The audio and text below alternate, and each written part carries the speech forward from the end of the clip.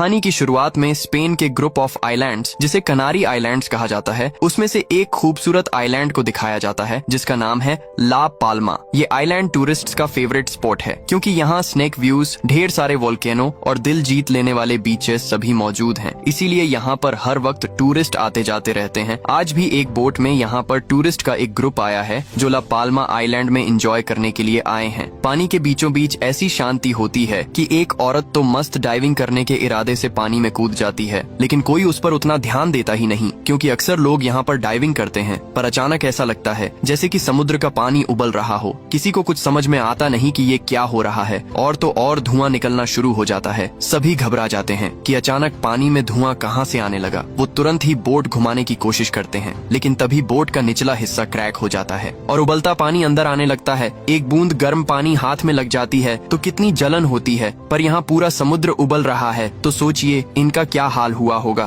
कुछ ही देर में सारे टूरिस्ट उबल जाते हैं और पानी में डूबकर घिनौने तरीके से मर जाते हैं। फिर हमें सीधा ला पाल्मा के एक होटल को दिखाया जाता है जहाँ एक कपल और उनके 2 बच्चे आए होते हैं। पति का नाम है फ्रेडरिक और पत्नी का नाम है जेनिफर। इनकी बेटी का नाम है सोफिया और बेटे का नाम बर्नार्ड। वो यहाँ पर क्रिसमस हॉलिडे एंजॉय करने के लिए आए हुए हैं और खास बात ये है कि ये परिवार हर साल यहाँ पर आता है और यहाँ की प्राकृतिक खूबसूरती को एंजॉय करके जाते हैं। इसी वजह से उस होटल के स्टाफ इनको बखूबी जानते हैं और इनका स्वागत बड़े अच्छे से करते हैं। इस बार तो वो कहते भी हैं कि सर आप हमारे रेगुलर कस्टमर बन चुके हैं, इसलिए इस साल हमने आपके लिए स्पेशल अरेंजमेंट किया हुआ है और वो भी नॉर्मल रूम के रेट पे। ये सुनकर वो बड़े खुश हो जाते हैं कि हर साल आने का कुछ तो फायदा हुआ। वो उस स्पेशल रूम की चाबी लेकर चले जाते हैं। रूम बहुत ही बढ़िया होता है। वो कमरे को देखने लगते हैं तो सोफिया को एक ईयर रिंग मिलता है। ये उस लड़की का ईयर रिंग है जो कहानी की शुरुआत में डाइविंग करने के लिए बोट से कूदी थी। उसी का रूम इनको दिया गया है। यहाँ से सीधे आइलैंड के जियोलॉजिकल इंस्टीट्यूट को दिखाते हैं जहाँ के स्टाफ इस आइलैंड में हो रही जियोलॉजिकल चेंजेस को मॉनिटर कर रहे होते हैं कि कहाँ पे ज्वालामुखी एक्टिव हो रहे हैं, कहाँ अर्थक्वेक होने वाला है। और ये है इस इंस्टीट्यूट की मेन जियोलॉजिस्ट जिसका नाम है मारिया। इन्हें न्यूज़पेपर्स के जरिए उस मिसिंग टूरिस्ट बोट का पता चलता है और न्यूज में छपा होता है कि वो एक एक्सीडेंट था जिसमें सारे टूरिस्टर्स मारे गए। पर इस इंस्टीट्यूट का हेड जिसका नाम है हेनरी, उसे लगता है कि ये महज एक्सीडेंट तो नहीं हो सकता था, बल्कि जरूर कोई जियोलॉजिकल रीजन रहा होगा, यानी कि आइलैंड की धरती में कोई बदलाव आ रहा है और शायद ये किसी डिजास्टर की शुरुआत भी हो सकती है। इसीलिए वो मारिया और उसके कलीग क्लेटन को सारे ट्रांसमीटर्स का डाटा चेक करने को कहता है, लेकिन कुछ ट्रांसमीटर्स काम नहीं कर रहे थे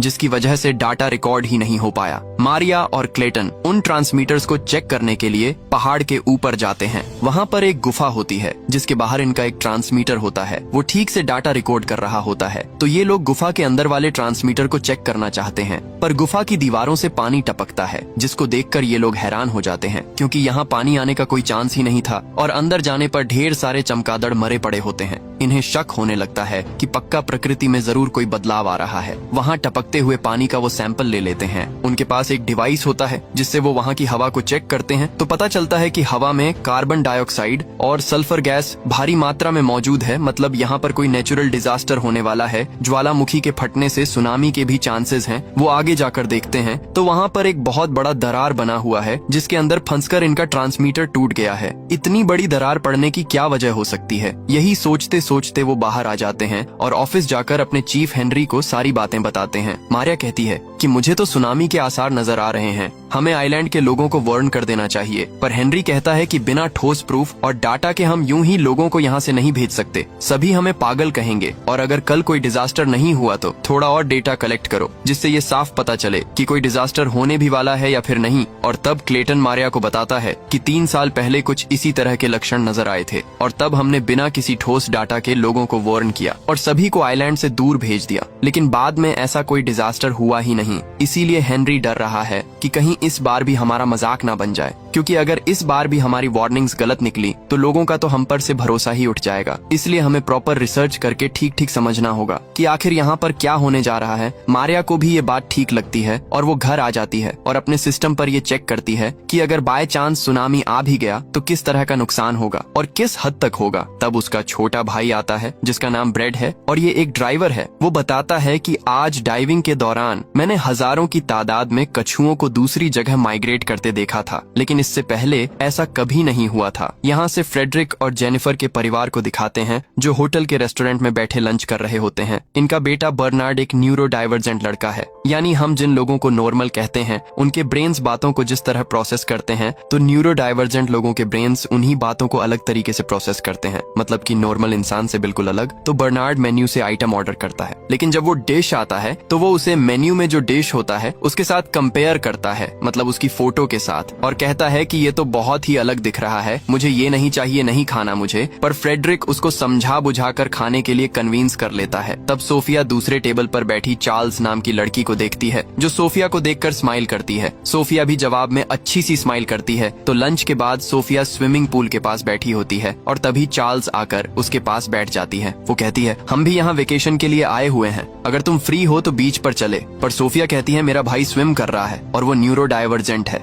इसीलिए उसको अकेला छोड़कर तो मैं नहीं आ सकती। ये सब सुनकर फ्रेडरिक कहता है कि नई जगह पर नई दोस्त मिली है, उसके साथ बीच पर जाने का मौका मिल रहा है, हरगिज जाओ तुम, बर्नार्ड पर मैं नजर रख लूंगा। इस पर सोफिया भी चार्ल्स के साथ चली जाती है। इसी बीच फ्रेडरिक देखता है कि होटल का स्टाफ जेनिफर के साथ बहुत ही हंस हंस कर बातें कर रहा है, लेकिन पता नहीं क्यों फ्रेडरिक इससे परेशान हो जाता है कि कहीं ये मेरी वाइफ को फुसला तो नहीं रहा। लेकिन जैसे ही वो स्विमिंग पूल की तरफ मुड़ता है तो वहाँ पर बर्नार्ड नहीं होता। फ्रेडरिक घबराकर उसको ढूंढने लग जाता है। तो इसी बीच सोफिया बीच के पास आ जाती है और तभी फ्रेडरिक वहाँ पर आकर पूछता है कि क्या बर्नार्ड यहाँ पर आया था। सोफिया भी डर जाती है। दोनों फिर हर तरफ उसे ढूंढने में लगे होते हैं। तब दूर एक पत्थर पर खड़ा बर्नार्ड समुद्र को देख रहा होता है। ये लोग भी उस पत्थर पर जाकर देखते हैं तो एक ही जगह पे ढेर सारे कछुए कहीं माइग्रेट करके जा रहे होते हैं। अगले सीन में वो कमरे में आ जाते हैं तो होटल का वही स्टाफ आकर जेनिफर से कहने लगता है कि मैंने आपके लोकल टूर के लिए बहुत ही बढ़िया गाड़ी अरेंज की हुई है। लेकिन ये सुनने के बाद फ्रेडरिक को और जलन होती है और स्टाफ के जाने के बाद वो जेनिफर पर बरस पड़ता है कि ये तुमसे इतना हंस के क्यों बात कर रहा था। लेकिन फिर इसी बात पर दोनों पे बहस शुरू हो जाती है, जिसे सुनकर बर्नार्ड और सोफिया परेशान हो जाते हैं। इसी बीच यहाँ इंस्टीट्यूट के हेड हेनरी को दिखाते हैं जो इस आइलैंड के एक डॉक्टर से मिलने जाता है,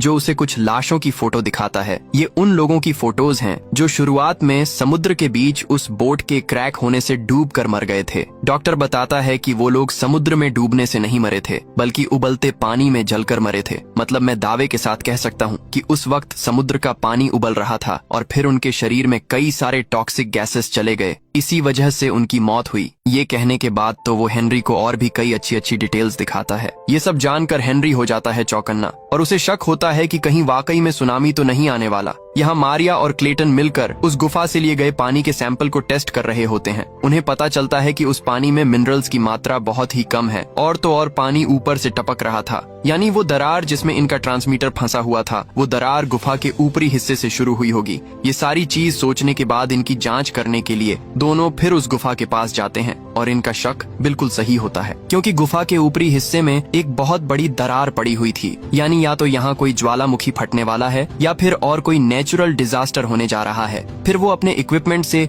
उस दरार को नापते भी हैं। यहाँ से सीधे होटल में फ्रेडरिक को भी दिखाते हैं। उसे भी कोई वाइब्रेशन फील होता है, लेकिन जल्दी वो रुक भी जाता है क्योंकि इस बात को वो सीरियसली नहीं लेता। दूसरी ओर हेनरी भी अपने रिसर्च के जरिए इस नतीजे पर पहुंच जाता है कि कोई बहुत बड़ी प्रॉब्लम हमारे सर पर मंडरा रही है। लेकिन दोस्तों, इसके बावजूद भी वो ऑफिशियल सुनामी वार्निंग नहीं देना चाहता और कहता है कि फिलहाल तो हम सिर्फ सिविल गार्ड को सूचना दे देंगे। यहाँ मारियो और क्लेटन पहाड़ के ऊपर अपनी जांच कर रहे होते हैं और तभी अचानक से उस दरार में से बहुत ज्यादा धुआं निकलने लग जाता है। और क्योंकि इन्हें पता था कि ये टॉक्सिक गैस है तो दोनों नाक बंद करके वहाँ से भागने लगते हैं। लेकिन तब तक हर तरफ धुआं फैल चुका था। अब तक मारियो कुछ टूरिस्ट को देखती है जो वहाँ कैंपिंग कर रहे होते हैं। मारियो उनको बताती भी है कि जल्दी यहाँ से चले जाओ, ये टॉक्सिक गैस है, इसलिए ज्यादा सांस मत लो और एक कपड़ा पानी में भिगोकर उससे नाक बांध लो। उन्हें इंस्ट्रक्शंस देकर मारिया भी वहाँ से भागती है, लेकिन धुआं तो इतना घना होता है कि आगे कुछ दिखाई ही नहीं देता। इसी वजह से मारिया एक जगह फिसल कर गिर जाती है। तभी कुछ देर में मारिया को इल्यूजन आता है जैसे वो पानी में डूब रही हो। वो एकदम से चौंक कर उठती है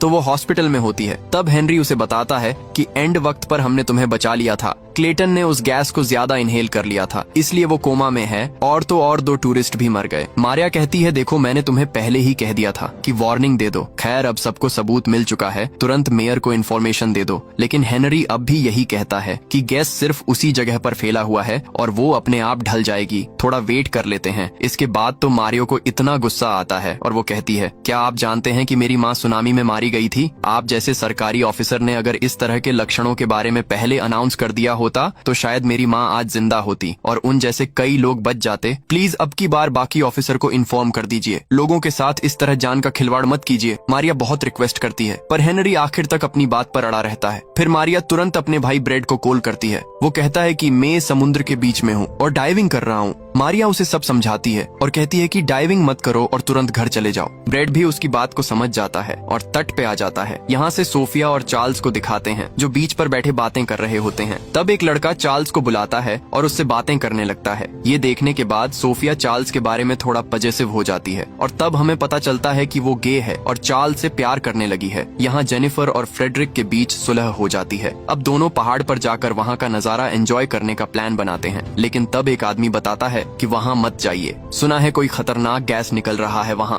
और उस गैस को ब्रीथ करने से 2 टूरिस्ट लोगों की जान चली गई। वैसे भी एक बार आपका बेटा तो खो भी चुका है, अच्छा हुआ मिल गया, इसलिए पहाड़ पर जाने के बजाय अपने बेटे का ध्यान रखिए। अब ये सुनकर जेनिफर को गुस्सा आ जाता है क्योंकि उसे नहीं पता था कि ब्रैड खो भी गया था। कमरे में आकर वो फ्रेडरिक को काफी सुनाती भी है कि तुमने अपने बेटे पर नजर नहीं रखी, क्या कर रहे थे तुम? तुम्हें तो अच्छे से पता है ना कि वो नॉर्मल बच्चा नहीं है, हमें उसका खास ध्यान रखना होता है। तुम्हें पता था, फिर भी तुम इतने गैर जिम्मेदार कैसे निकले? अब गुस्सा तो दोनों तरफ से था, तो फ्रेडरिक भी उस पर खूब चिल्लाता है। इनकी बातों से साफ पता चलता है कि सोफिया फ्रेडरिक की सगी बेटी नहीं है। इस बारे में भी उनके बीच बहस होती है जिसे सोफिया सुन लेती है। वो बेचारी बहुत रोती है और बाहर आकर अपने अंकल यानी जेनिफर के भाई जोन को कॉल करती है। जोन नॉर्वे के फॉरेन अफेयर्स मिनिस्ट्री में काम करता है। सोफिया कहती है कि अंकल मुझे नहीं करना इनके साथ वेकेशन, आप प्लीज मेरे लिए एक टिकट बुक करवा दीजिए, मैं वापस आना चाहती हूँ। पर जोन उसको समझाता है कि बेटा कुछ ही दिनों की तो बात है, ऐसा कोई घर नहीं होता जहाँ पेरेंट्स लड़ते नहीं हैं, तुम उनकी बातों को इतना सीरियसली मत लो और अपना वेकेशन एंजॉय करके लौट आओ। पर सोफिया कॉल काट देती है क्योंकि उसे ये उम्मीद नहीं थी। अंकल से उसने थोड़े पैसे जमा करके रखे होते हैं जिनसे वो फ्लाइट के टिकट्स खरीद लेती है और आखिर फ्लाइट बुक भी कर लेती है। तब उसे चार्ल्स का मैसेज आता है जिसमें लिखा होता है कि सॉरी, मुझे नहीं पता था कि तुम मेरे लिए इतनी पजेसिव हो,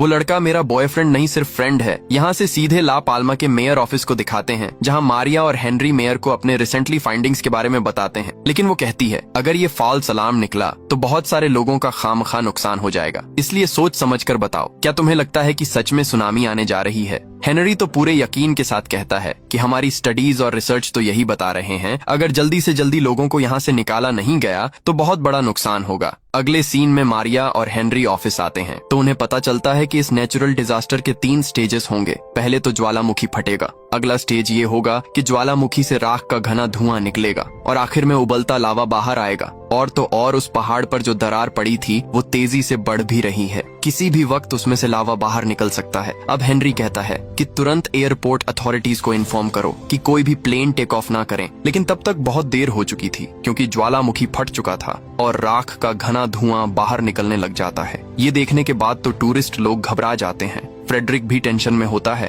पर इससे पहले कि एयरपोर्ट को इन्फॉर्मेशन मिल थी वो फ्लाइट टेक ऑफ कर जाती है जिसमें सोफिया जा रही थी। लेकिन फ्लाइट ज्वालामुखी की राख में फंस जाती है और इंजन में आग लग जाती है जिस वजह से प्लेन हो जाता है क्रैश। फ्रेडरिक की आंखों के सामने वो फ्लाइट जलकर नीचे की ओर जाने लगती है। तब इन्हें जोन का कॉल आता है जो बताता है कि सोफिया वापस आना चाहती थी और मुझे टिकट बुक करने को कह रही थी, पर मैंने इनकार कर दिया, इसलिए तुम लोग प्लीज उसका ख्याल रखना। और तब जाकर ये दोनों नोटिस करते हैं कि सोफिया यहाँ है ही नहीं। वो घबरा कर उसे इधर उधर ढूंढने लगते हैं। इन्हें एहसास हो जाता है कि शायद सोफिया उस फ्लाइट में गई होगी। इसी बीच दिखाते हैं कि फ्लाइट क्रैश हो चुका है और घायल पैसेंजर्स को हॉस्पिटल में एडमिट किया जाता है। फ्रेडरिक और जेनिफर हॉस्पिटल जाते हैं। वहाँ सोफिया को ना पाकर जेनिफर तो हंगामा खड़ा कर देती है कि मेरी बेटी कहाँ पर है, पर फ्रेडरिक उसको शांत करके बाहर लेकर जाता है। यहाँ से सीधे मारिया और हेनरी को दिखाते हैं। मेयर के साथ मिलकर वो कुछ हायर ऑफिशियल के साथ मीटिंग करते हैं। वो इन्हें इवैक्यूएशन की परमिशन दे देते हैं। तो हेनरी अपने स्टाफ से कहता है कि तुम सब अपने अपने परिवारों के साथ सेफली यहाँ से निकल जाओ, मैं यहीं रहूंगा क्योंकि मुझे और भी रिसर्च करना है। मारिया समझ जाती है कि हेनरी तो नहीं आने वाला